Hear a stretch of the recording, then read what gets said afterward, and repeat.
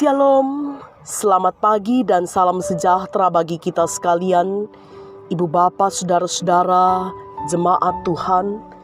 Kita bersyukur bahwa hari yang baru Tuhan anugerahkan bagi kita. Dan karena itu, sukacita yang sempurna senantiasa mewarnai kehidupan kita ketika kita sungguh memaknai bahwa hanya karena cinta kasih Allah kita ada sebagaimana adanya kita saat ini. Dan karena itu, mari bersama kita menikmati waktu teduh sejenak untuk kita bersama-sama merasakan akan kehadiran Tuhan dan persekutuan dengan Allah melalui santapan rohani kita edisi Sabtu tanggal 9 Juli tahun 2022. Kita akan membaca, mendengarkan, dan merenungkan sabda Tuhan. Karena itu mari kita teduhkan hati kita dan kita berdoa. Dipermuliakanlah namamu ya Tuhan, ya Allah kami. Allah yang adalah sumber kehidupan bagi setiap anak-anak-Mu.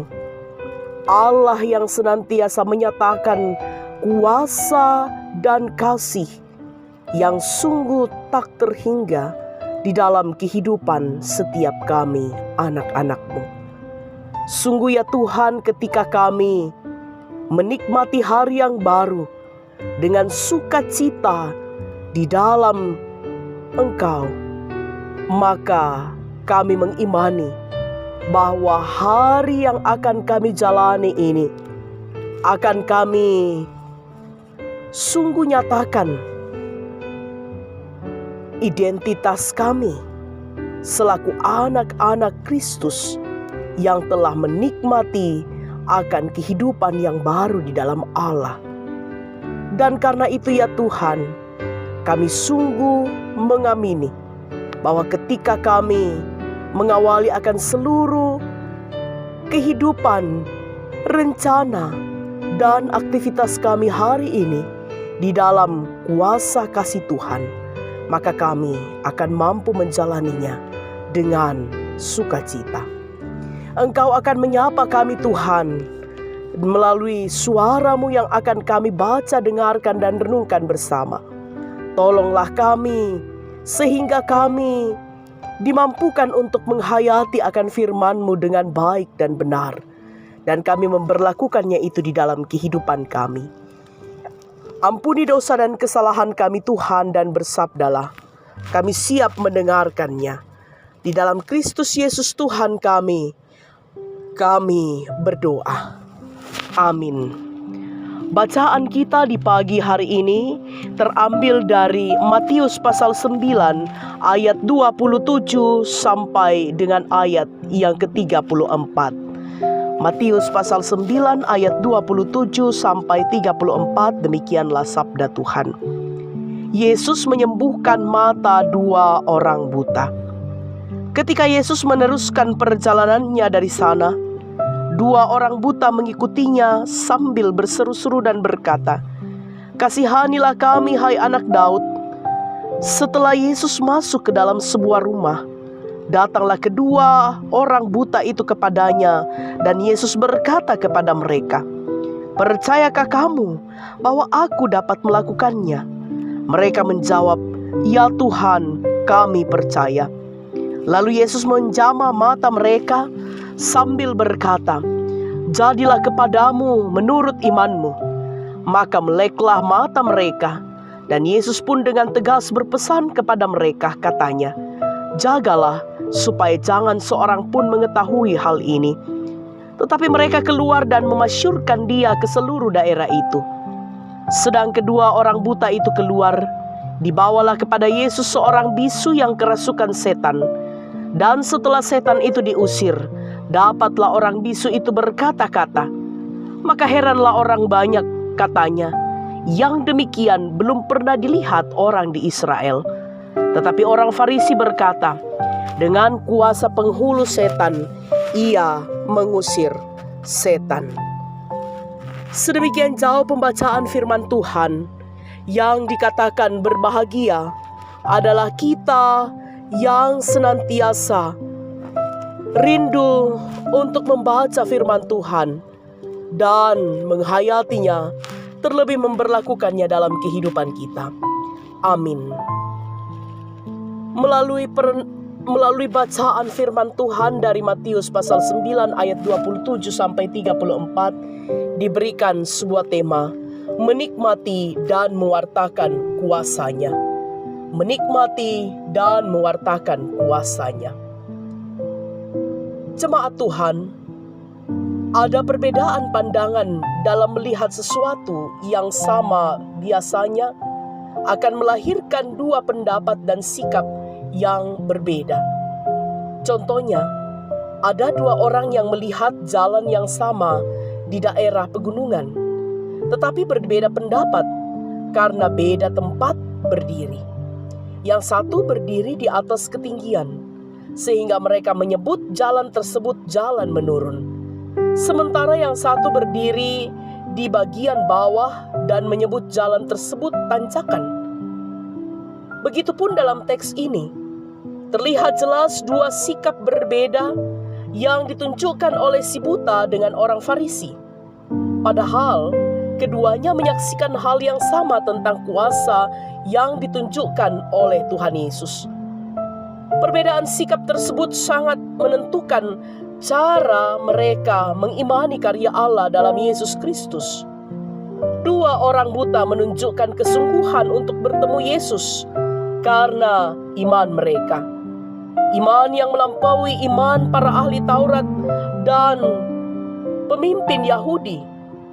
Iman yang membuat mata mereka melihat kuasa Allah sekalipun buta. Mereka sungguh sadar bahwa mereka tidak berdaya untuk membebaskan diri dari penderitaan.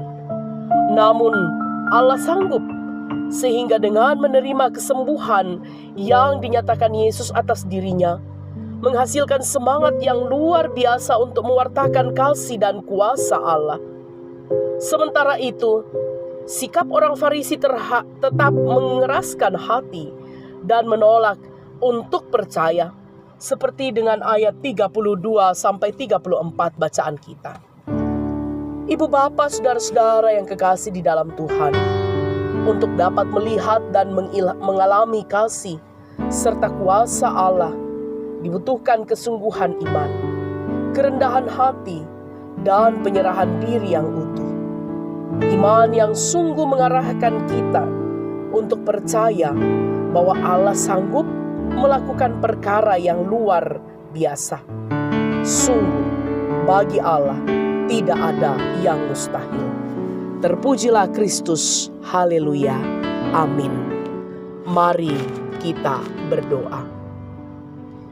Kami mau dipakai oleh Tuhan untuk kami mewartakan dan terlebih menikmati akan kuasa Allah yang telah melawat kami, yang telah memulihkan kami, yang telah membebaskan kami dari penderitaan. Sungguh, Engkau telah menyatakan kasih-Mu yang sungguh sempurna. Karya-Mu di dalam Kristus Yesus sungguh menunjukkan bahwa Engkau memulihkan kami dan menyatakan akan sebuah hidup yang baru kepada anak-anak-Mu yang sungguh membuka diri, membuka hati untuk dibaharui di dalam Kristus. Kami percaya Tuhan, Engkau akan memampukan kami untuk menjadi saksi-Mu yang sungguh menyatakan akan kehadiran dan kasih Allah di dalam kehidupan ini. Bapa di dalam sorga, kami bersyukur bersama dengan orang tua dan saudara-saudara kami yang menikmati akan kemurahan Tuhan melalui pertambahan usia, kesempurnaan sukacita mereka senantiasa mereka angkat kepadamu. Dan karena itu ya Tuhan, kami percaya bahwa dalam sukacita ini mereka terus menjalani hidup ini dalam sebuah pemaknaan untuk mempersembahkan hidup mereka menjadi berkat bagi sesama. Kami berdoa Tuhan bagi segenap orang tua kami yang berada dalam usia lanjut. Tuhan, perteguh iman, percaya dan harap mereka bahwa dalam usia yang lanjut ini, walaupun fisik mereka terbatas dan melemah, tetapi mereka tetap kuat bersandar di dalam Tuhan.